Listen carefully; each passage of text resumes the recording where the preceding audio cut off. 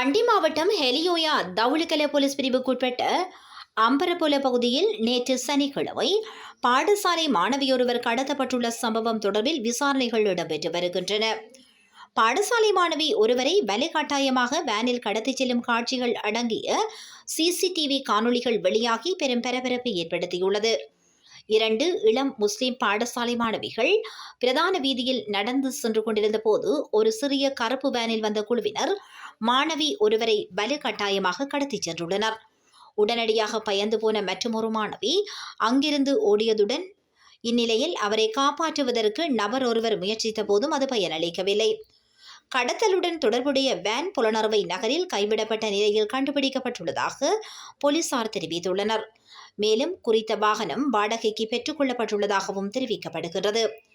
கடத்தப்பட்ட சிறுமி மற்றும் கடத்தலை மேற்கொண்ட நபர் குறித்து எந்த தகவலும் வெளியாகவில்லை.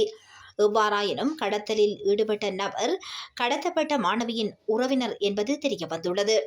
இச்சம்பவம் தொடர்பில் மாணவியின் உறவினர்களால் தவுகல போலீசில் முறைப்பாடு செய்யப்பட்டுள்ளது. இந்நிலையில் கடத்தி சென்றவர்களை கைது செய்வதற்குரிய விசாரணைகள் நடைபெற்று வருவதாகவும் போலீசார் தெரிவித்துள்ளனர்.